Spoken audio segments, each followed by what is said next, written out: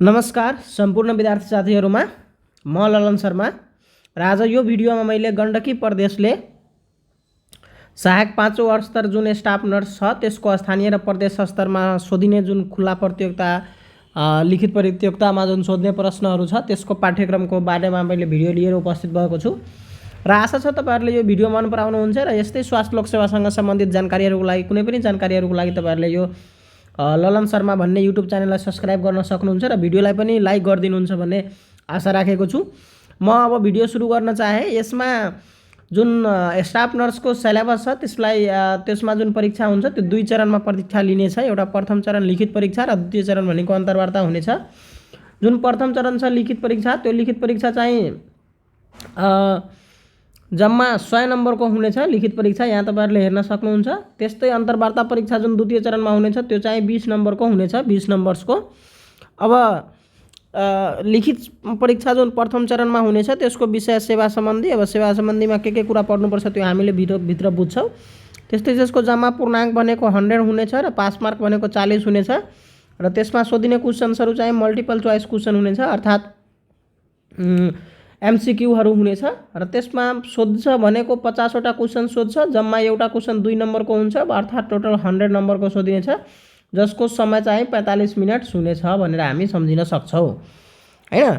अब त्यस्तै अन्तर्वार्तामा जुन द्वितीय चरणमा सोधिनेछ त्यो चाहिँ व्यक्तिगत अन्तर्वार्ता हुनेछ, एक एकजनालाई सिंगल राखेर जम्मा 20 नम्बरको हुन्छ। यो चाहिँ मौखिक परीक्षाको प्रणाली भन्दाखेरि यो मौखिक रूपमा चाहिँ परीक्षा हुनेछ। अब यसपछि हामीले यसको बारेमा अरु कुरा गर्दाखेरि यहाँ हामीले हेर्न सक्छौँ युनिट्सहरू जुन तल उल्लेख गरिएको छ, कुन युनिट्सबाट कतिवटा क्वेशन सोध्ने हो भने यहाँ चर्चा गरिएको छ।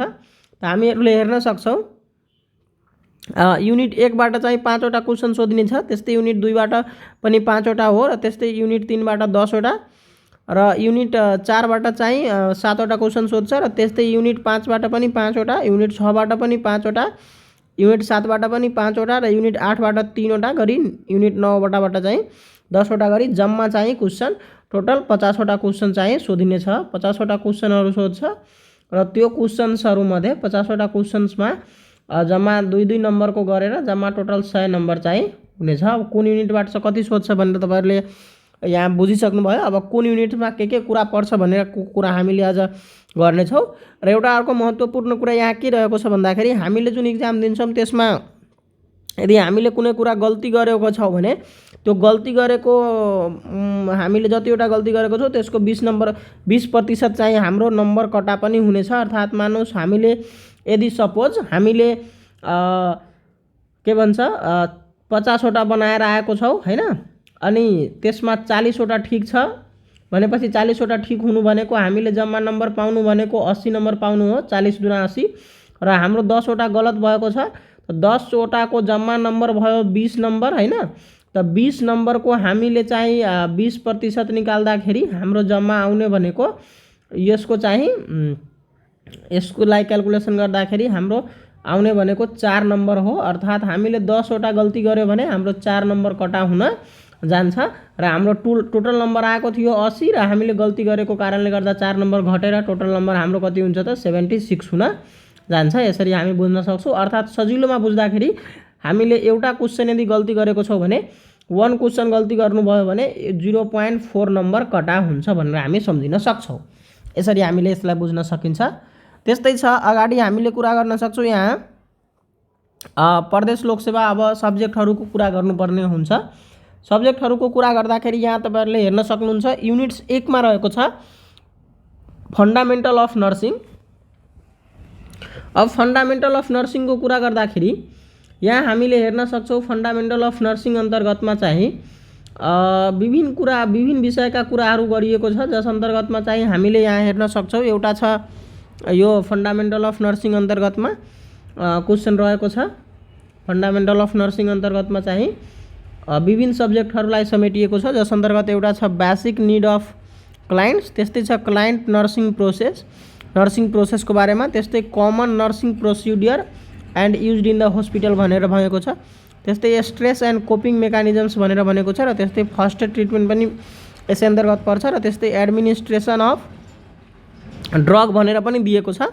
त्यस्तै इन्फेक्सन प्रिभेन्सनका कुराहरू पनि राखेको छ। र त्यस्तै अर्को methods of collecting different specimen for routine and culture test भनेर भनेको छ। रुटिन इक्जामिनेसन र कल्चर टेस्टहरूको लागि कुन कुन डिफ्रेन्ट मेथडहरू छ स्पेसिमेन कलेक्सन गर्ने, त्यसको बारेमा पनि यहाँ चर्चा गरिएको छ। फन्डामेन्टल अफ नर्सिङ अन्तर्गत पढ्नुपर्ने कुराहरू योहरू भयो, हामी बुझ्न सक्छौँ।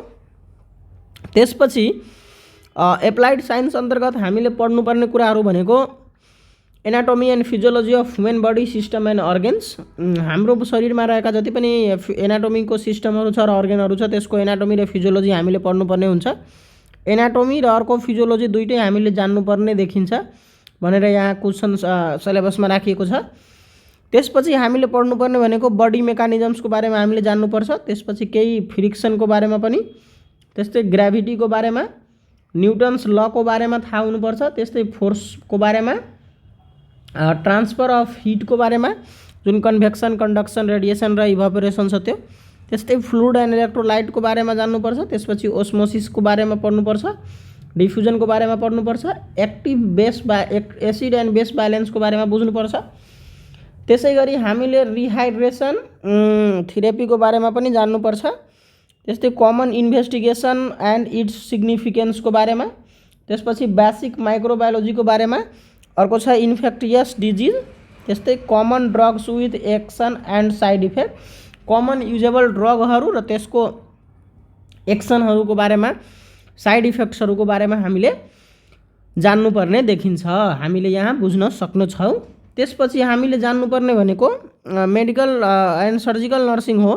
मेडिकल एन्ड सर्जिकल नर्सिङ अन्तर्गत हामीले जान्नुपर्ने कुरा भनेको डेभलपमेन्टल टास्क हामीले बुझ्नुपर्ने हुन्छ, डेभलपमेन्टल टास्क। त्यस्तै हामीले जान्नुपर्ने भनेको अर्को एप्लिकेसन अफ नर्सिङ प्रोसेस पनि हो, नर्सिङ प्रोसेसको एप्लिकेसन जान्नुपर्छ। त्यस्तै कमन डायग्नोस्टिक प्रोसिड्युरको बारेमा पनि हामीले बुझ्नुपर्ने देखिन्छ। अब त्यसपछि हामीले नर्सिङ म्यानेजमेन्ट अन्तर्गत विभिन्न रोगहरूको, जस्तै यहाँ हामीले हेर्न सक्छौँ nursing management of common disease and condition including pre and post operative care, त्यस्तै एक्सिडेन्ट, हेड इन्जरी, त्यसपछि spinal injury, spinal cord injury, त्यस्तै मेनिन्जाइटिस भइहाल्यो, इन्सेफेलाइटिस भइहाल्यो, त्यसपछि टिटानस भयो, इपिलेप्सी भइहाल्यो, bronchitis, asthma, pulmonary TB, pleurisy, common cold, rhinitis, एथलेटिस, peptic ulcer, intestinal obstruction, appendicitis, peritonitis, cirrhosis of liver, haemorrhoid, cholecystitis, hepatitis, hernia, hydrocele, bladder stone, pyelonephritis, urinary tract infection, त्यस्तै renal stone, acute and chronic renal failure and युरेमिया।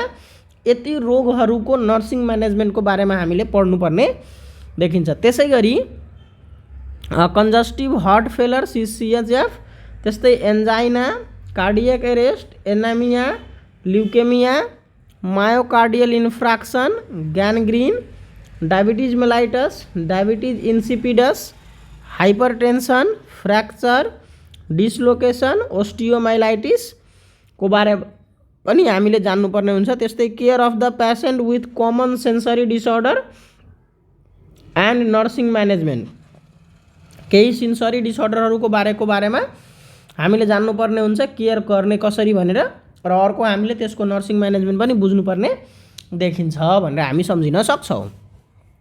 त्यसपछि छ अर्को हामीले यहाँ बुझ्न सक्छौँ, अर्को रहेको छ कम्युनिटी हेल्थ नर्सिङ भनेर।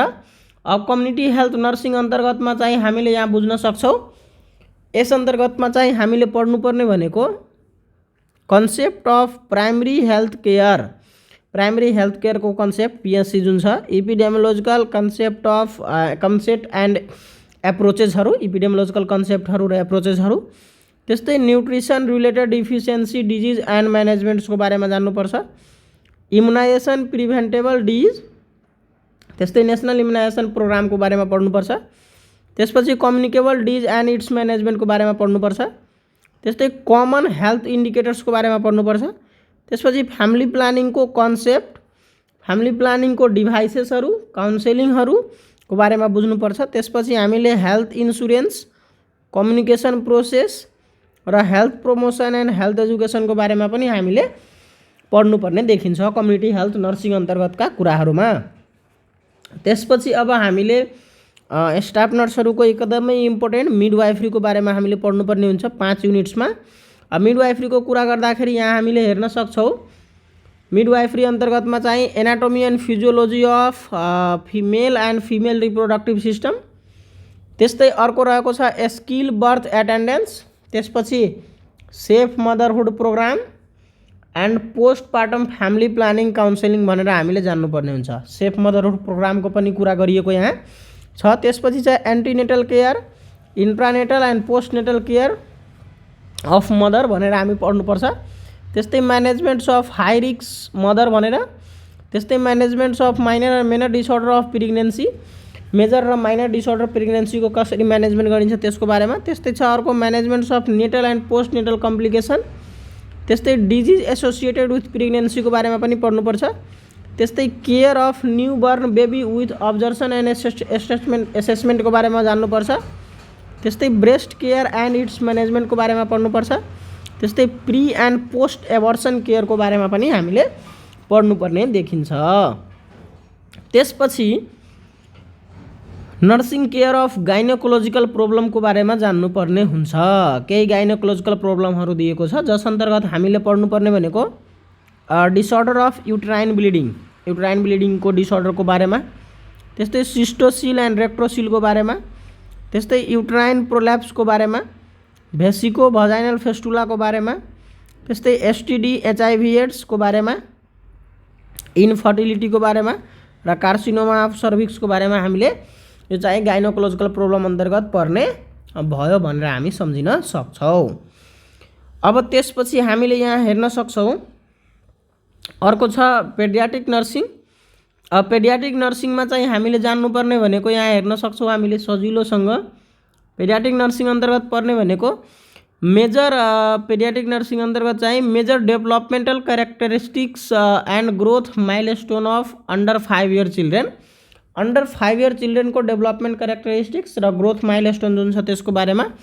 त्यस्तै हामीले अर्को पढ्न सक्छौँ promoting optimum development of children, त्यसपछि adolescent change and its problem, common health problem in children and their nursing म्यानेजमेन्टको बारेमा, त्यस्तै common health hazard in children in Nepal and their प्रिभेन्सनको बारेमा, त्यस्तै कन्जेनाइटल डिसअर्डर एन्ड डिसेबिलिटिजको बारेमा, role of nurse in reduction of mortality rate of children, नर्सको role के छ मोर्टालिटी चिल्ड्रेनको मोर्टालिटी घटाउनमा त्यसको बारेमा, त्यस्तै nursing care of critical ill children, critically ill चिल्ड्रेनको नर्सिङ केयर के हुन्छ भनेरको बारेमा पनि यसले हामीलाई पढ्नुपर्ने देखिन्छ भनेर हामी बुझ्न सक्छौँ। जस अन्तर्गत अर्को त्यस्तै छ community based integrated managements of neonatal and childhood illness प्रोग्रामको बारेमा पनि जान्नुपर्छ, अर्थात् CBIMNCI प्रोग्रामको बारेमा पनि पढ्नुपर्ने देखिन्छ। अर्थात् हामीले यहाँ बुझ्न सक्छौँ हामीले पढ्नुपर्ने कुराहरूमा के भयो त हामीले यहाँ जान्न सक्छौँ 3टा कुरा आइहाल्यो। एउटा प्रोग्राम अन्तर्गतमा सेफ मदरहुड पनि दिएको थियो र यहाँ CBIMNCI पनि थप्ने भयो र नेसनल इम्युनाइजेसन प्रोग्राम पनि एड भयो। 3टा प्रोग्राम पनि पढ्नुपर्ने देखिन्छ है त। एउटा CBIMNCI प्रोग्राम थियो, एउटा त्यस्तै सेफ मदरहुड प्रोग्राम थियो र एउटा चाहिँ यो के भन्छ नेसनल इम्युनाइजेसन प्रोग्राम पनि पढ्नुपर्ने देखिन्छ। त्यसपछि अब मेन्टल हेल्थमा पनि हामीले केही कुराहरू जान्नुपर्छ जस्तै characteristics of mentally ill patient, त्यस्तै क्लासिफिकेसन्स अफ मेन्टल डिसअर्डरका क्लासिफिकेसन्सहरू, त्यस्तै म्यानेजमेन्ट्स अफ मेन्टल डिसअर्डरका म्यानेजमेन्ट, मेन्टल डिसअर्डरका क्लासिफिकेसन र characteristics of mentally ill patient. कुनै व्यक्ति यदि मेन्टली इल छ भने त्यसलाई कसरी हामीले क्लासिफिकेसन्स गर्छौँ भन्ने कुरा हामीले जान्नुपर्ने देखिन्छ यहाँबाट। त्यसपछि छ हामीले अर्को कुरा बुझ्नुपर्ने भनेको leadership and managements in nursing planning भनेर एउटा टपिक रहेको छ। यस अन्तर्गतमा चाहिँ हामीले म्यानेजमेन्ट प्रोसेस पढ्नुपर्छ जस अन्तर्गत प्लानिङ, त्यसपछि इम्प्लिमेन्टेसन एन्ड इभ्यालुएसन, यो 3टा कुरा प्लानिङ इम्प्लिमेन्टेसन एन्ड इभ्यालुएसन एकदमै राम्रोसँग जान्नुपर्ने हुन्छ। त्यस्तै leadership style and types of लिडरसिपको स्टाइल र लिडरको टाइपहरूको बारेमा जान्नुपर्छ। त्यस्तै organisation structure of government health office तीनटै फेडरल लेभलमा पनि, सङ्घीय लेभलमा पनि, प्रोभिन्सियल भनेको प्रादेशिक लेभलमा पनि र लोकल लेभल स्थानीय लेभलमा पनि के छ हेल्थ सर्भिसको अर्गनाइजेसन स्ट्रक्चर भनेर। त्यस्तै concept of health care delivery system, health care delivery सिस्टमको कन्सेप्ट के छ त्यसको बारेमा पनि। अर्को छ national and provincial health planning, national र प्रोभिन्सियल हेल्थ प्लानिङ के छ, अर्थात् गण्डकी प्रदेशको प्लानिङ के छ र नेसनल लेभलको प्लानिङ के छ भनेर हामीले जान्नुपर्ने देखिन्छ। यति कुराहरूको बारेमा हामीले यसमा पढ्नुपर्ने देखिन्छ है त। त्यसपछि हामीले यस अन्तर्गतमा चाहिँ हामीले यति कुराहरूमा ध्यान दिनुपर्ने हुन्छ। अब यसमा अरू कुरा केही थप थोरै गरेको छ, जस्तै कि हामीले पोलिसी हैन, रुल्स, त्यसपछि regulation, managements of different level of hospitals and health centre, त्यस्तै हेल्थ एक्ट एन्ड रेगुलेसन्सको बारेमा पनि थोरै थोरै हामीले पढ्नुपर्ने देखिन्छ भनेर हामी बुझ्न सक्छौँ। अब तपाईँहरूले यहाँबाट तपाईँहरू बुझ्न सक्नुहुन्छ कुन टपिकबाट कति क्वेसन सोध्ने हो भन्ने कुरा सुरुमै लेखिदिएको छ। त्यो अनुसारमा हामीले हेर्न बुझ्न सक्छौँ कि कसरी कुन टपिकबाट कति क्वेसन आउने हो भनेर। अनि यहाँ हेर्न सक्नुहुन्छ 1 नम्बरबाट टपिकबाट 5 वटा, 2 नम्बरबाट पनि 5 वटा, अर्थात् यसबाट जम्मा क्वेसन सोध्ने भनेको 5 वटा हो। त्यस्तै 2 नम्बरबाट पनि 5 वटा हो, तर त्यसपछि चाहिँ 3 नम्बरबाट चाहिँ सबैभन्दा बढी क्वेसन हो। 3 नम्बरबाट चाहिँ जम्मा 10 वटा क्वेसन सोधिने छ भन्ने कुरा यहाँ गरिएको छ। त्यस्तै हामीले अर्को बुझ्न सक्छौँ 4 नम्बर छ, त्यसपछि 5 नम्बर, यसरी हामीले हेरेर त्यही अनुसार त्यसमा मेहनत गर्नुहुन्छ भने तपाईहरुले राम्रो गर्न सक्नुहुन्छ। आजको भिडियोमा तपाईहरुलाई मैले स्टाफ नर्सको सिलेबसको बारेमा जानकारी गराएँ र यस्तै तपाईहरुलाई स्वास्थ्य सम्बन्धसँग सम्बन्धित कुन टपिकको बारेमा जानकारी चाहिएको छ तपाईहरुले कमेन्ट बक्समा कमेन्ट गर्न सक्नुहुन्छ र यस्तै स्वास्थ्य लोकसेवासँग सम्बन्धित जानकारीको लागि च्यानललाई सब्स्क्राइब पनि गर्न सक्नुहुन्छ भन्दै म आजको भिडियोलाई यही समाप्त गर्न चाहन्छु। हस्त, धन्यवाद।